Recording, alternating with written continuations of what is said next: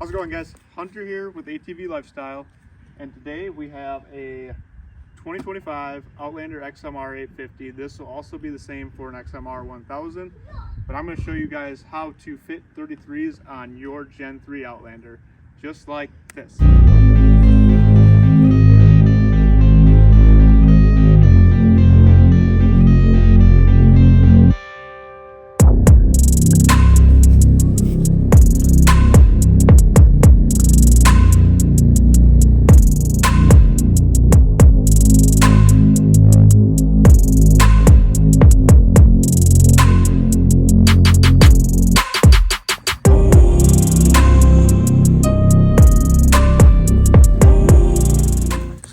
All right, first thing we're gonna do is get this thing jacked up, get all the wheels and tires off it, and then I'll show you the next step from there.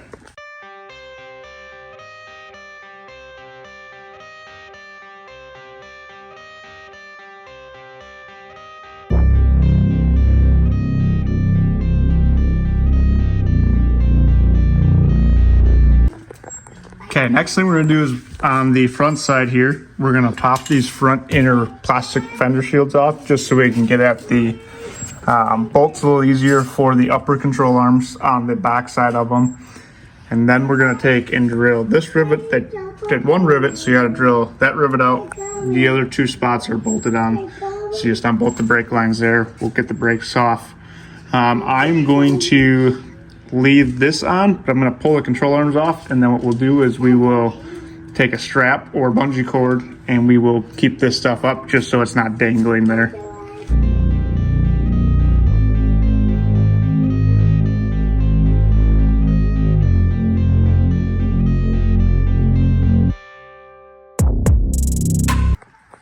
All right, as you can see with the panels off, now we can get the back side of these bolts and get at the nuts super easy on those. I got the brake line drilled off there.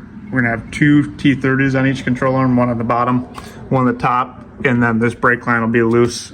That way you can get the control arm all the way off.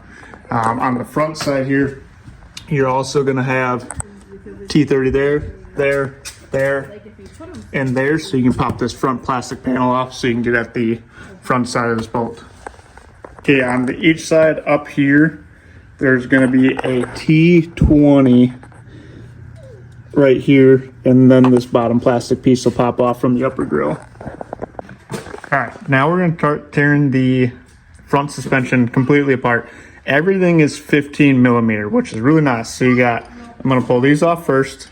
I'm going to take the knuckles off, get the upper control arms off, and then I'll pull the bottom ball joint off.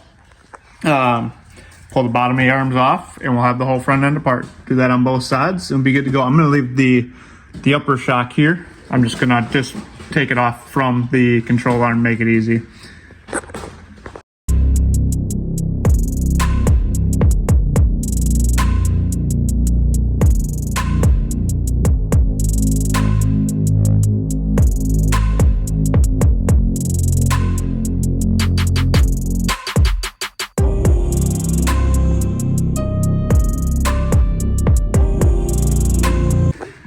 All right, so one little trick, if your upper ball joint starts spinning on you when you start loosening this nut, which this is the only 15 millimeter nut, you're gonna have to, 19.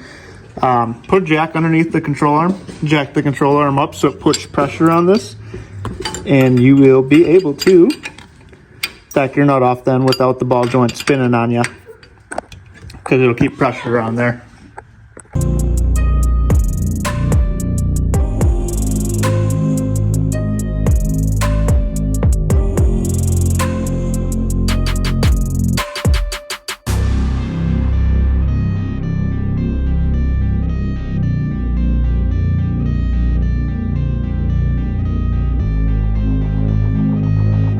All right, show you guys exactly how the front control arms come off because they are a little goofy. You're gonna have your 15 millimeter bolt in the back. There's gonna be a plate that joins both of them. So unfortunately, if you were to just have to do one control arm on this thing, you have to pull both side bolts off. Then you're gonna pull this plate or bolt out, which of course I have the steering in the way. Turn the steering the opposite way. All right. This is going to come off.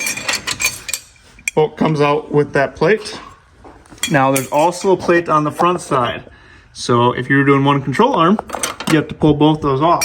And reason being, there's a 15 millimeter nut. This is a stud.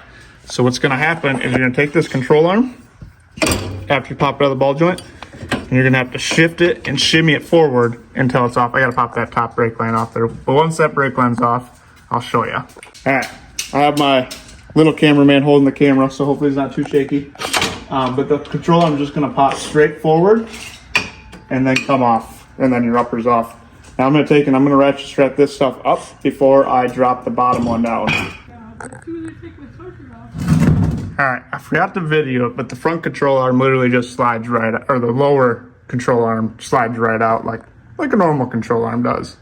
Like I said, the upper's a little goofy because you have these studs that are plated in place. It's nice for taking them off, but like I said, you gotta unfortunately undo both side nuts even if you only had to do one control arm. See, I ratchet strap everything up. That way I don't have to take the knuckles and the brakes off. I can just leave all that stuff on.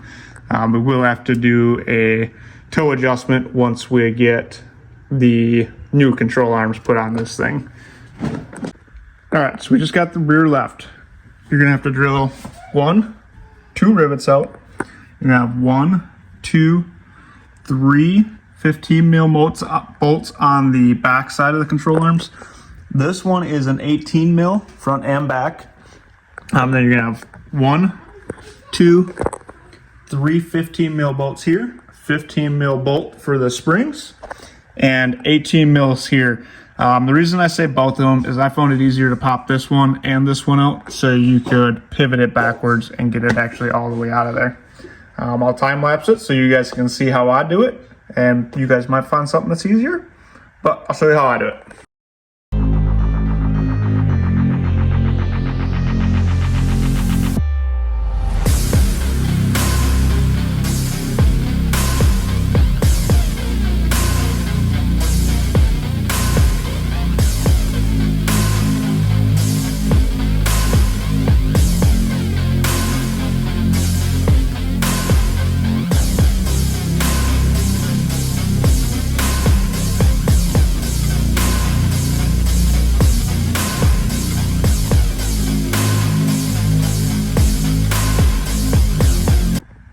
Alright, one thing I recommend doing on the upper ball joint or upper control arm to get it out a little easier is on top of the sway bar mount there is a 13 mil bolt with a nut on the bottom side.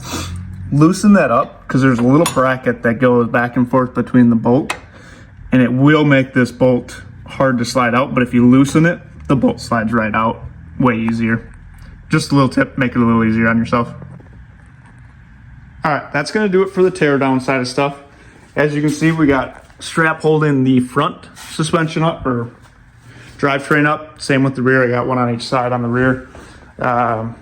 Stay tuned. We're going to go put all the Moorhead stuff in next. Actually, I'll probably jump to a time lapse of putting ball joints in and getting tires mounted. But stay tuned.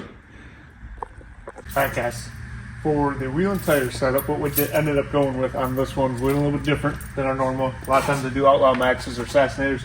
We went with 33-inch BKTs, and we got a set of MSA wheels here, which are going to be a 16-inch wheel. Pop one of these bad boys out.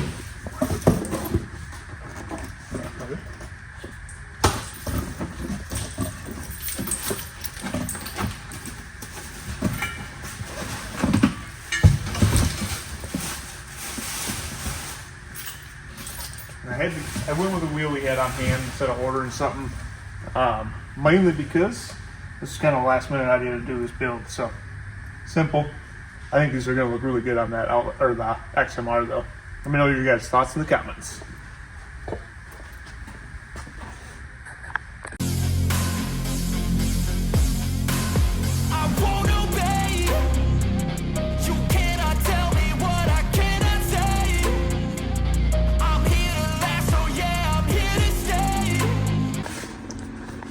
One note on the rear side when you're putting these in, the left side of the machine or the driver's side of the machine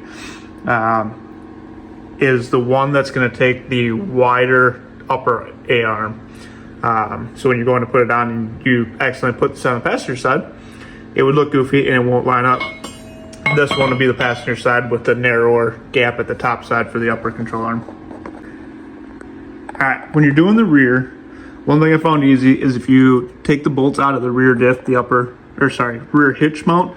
Obviously this side's already done.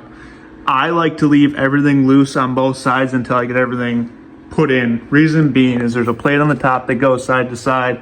This goes side to side, just so everything goes together a little bit easier. So I put everything together, tighten everything down afterwards. When you're putting these rear bushings in, there's two that are a little bigger. They're for the rear ones on here. They're for the ones that are the 18 millimeter bolts. The rest of them are all the same. I did find on the other side, once I got this in there, both this one and the lower one on this side, both uppers were fine, but the lowers I found I had to grind. Once you get in there, I had to grind just a little bit down so they would fit in between here. Or sorry, the lowers. And then so it would fit in between here because these bushings are too wide to fit in there. The other thing, when I'm putting these together, you can use grease to help put everything together. What I use is called Tinker Seal. It's a form of suspension grease. You need very little of it, and it works really, really good from what I have found.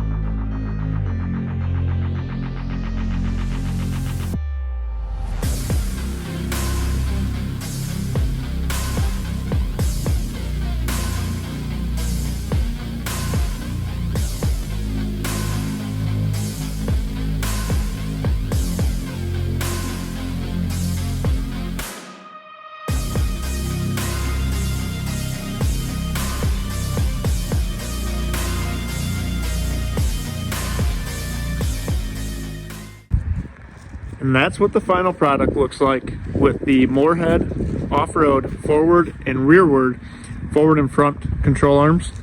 As you can see, we got them all installed there. This is on 33-inch BKTs, which look really good on here in my opinion. Let me know your thoughts in the comments. As you can see, we got tons of ground clearance now. Just overall simple, very clean.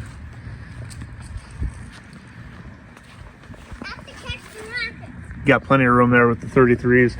I say you can fit 34s. I mean, you're only a ½ inch different, so obviously it's an inch tire diameter, but you're only a ½ inch total on each side. The only problem I really ran into was this shock hole was drilled a hair too low, so I had to re-drill that to give myself a little more room because the shock was hitting on the control arm there. Other than that, the kit went together really easy. Let me know if you guys have any questions on the install on this, but it was a very, very simple install. All right, guys, let me know if you guys have any questions. Let me know what you guys would like to see next from either my channel or anything at Performance East. If you guys have any questions there, hit me up. Pretty easy install. If you guys have any questions on it, hit me up in the comments or shoot me a private message on Instagram, or you can call me at the store. But I really like how this bike turned out. We may or may not have another one in the future, so do not miss that. Make sure you hit that subscribe button and hit that like button.